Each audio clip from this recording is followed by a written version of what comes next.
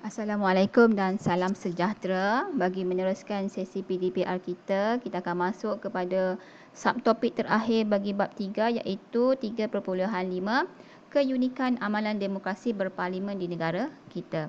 Dan di akhir pembelajaran awak akan dapat merumus keunikan amalan demokrasi berparlimen di negara kita. Okay, apa yang dikatakan dengan keunikan amalan demokrasi berparlimen di negara kita terbahagi kepada 4. Yang pertama, gabungan unsur tradisional dan moden dalam pentadbiran. Yang kedua, mekanisme semak dan imbang dalam pentadbiran. Yang ketiga, kuasa budi bicara raja. Dan yang keempat, kerjasama politik. Okay, gabungan unsur ini merupakan kaedah terbaik dalam mengimbangi amalan demokrasi dalam persekitaran sosiopolitik di negara kita yang mempunyai kepelbagaian bangsa, agama dan juga budaya. Kita lihat dulu apa yang dikatakan dengan unsur tradisional, di mana yang kedudukan raja sebagai warisan sosiopolitik masyarakat Melayu. Dan unsur moden pula ialah demokrasi berparlimen yang berdasarkan model Westminster dari England. Okey, jika anda lihat di bawah itu ada 3 keping gambar yang mengikut unsur tradisional. Apakah unsur tradisional yang terdapat pada gambar di sebelah kiri anda? Okey, gambar yang pertama itu adalah gambar jata negara. Okey, yang kedua itu adalah gambar wang kertas yang terdapat gambar yang di Pertuan Agong. Dan yang sampul surat itu tertera tulisan urusan Seri Paduka Baginda. Okey, seterusnya mekanisme semak dan imbang dalam pentadbiran.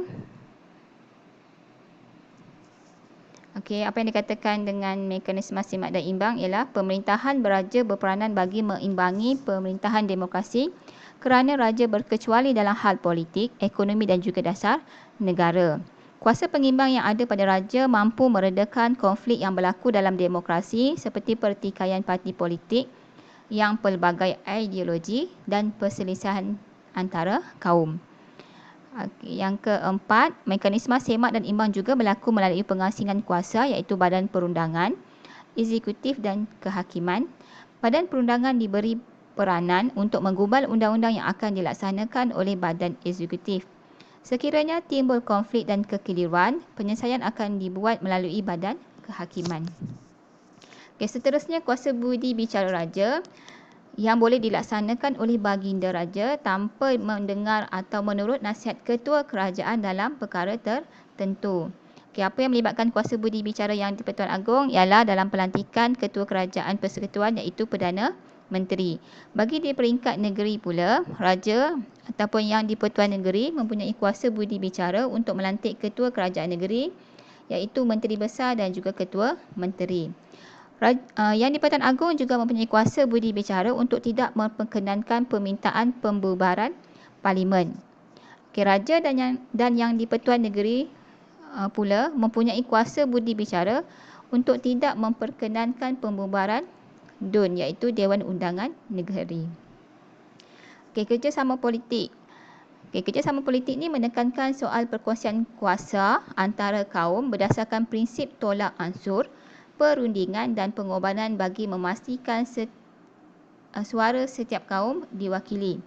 Pemufakatan pelbagai parti politik dalam satu gabungan membolehkan parti politik membentuk kerajaan dan berkongsi kuasa dalam pemerintahan di negara kita. Dan konsep kerjasama politik ini kita dapat lihat telah bermula pada tahun 1955 di mana gabungan parti berasaskan kaum telah dibentuk atas nama Parti Perikatan dan seterusnya menjadi Barisan Nasional. Dan parti ini telah memenangi 13 kali pilihan raya umum untuk membentuk kerajaan persekutuan.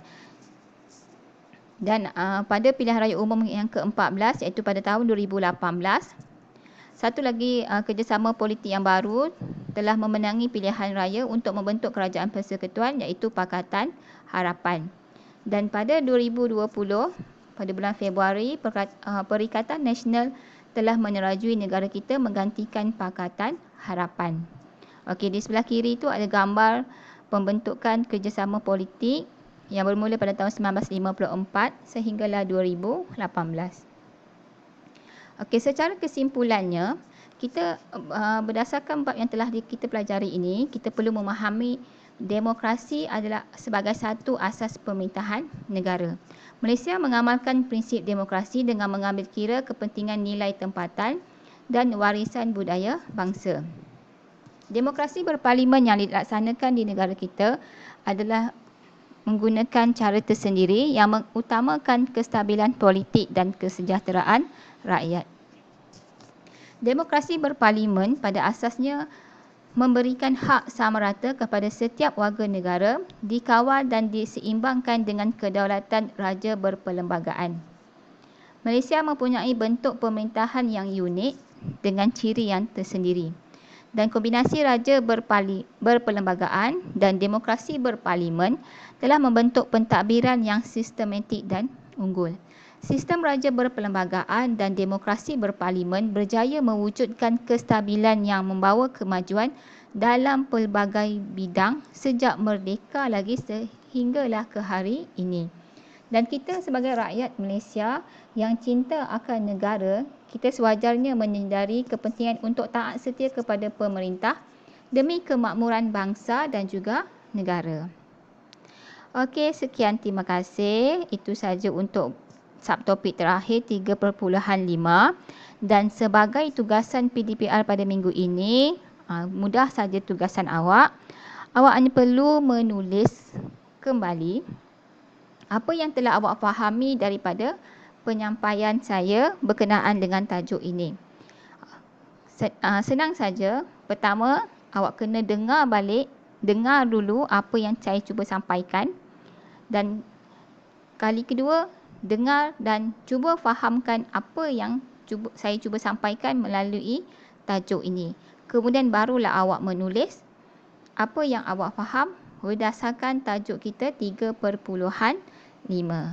Okey, kalau dah siap dengan ulasan anda berdasarkan video ini, masukkanlah ulasan anda tu dalam ruangan yang telah saya sediakan dalam GC kelas anda. Okey, sekian, terima kasih dari saya. Kita akan jumpa pada minggu hadapan untuk tajuk-tajuk yang baru.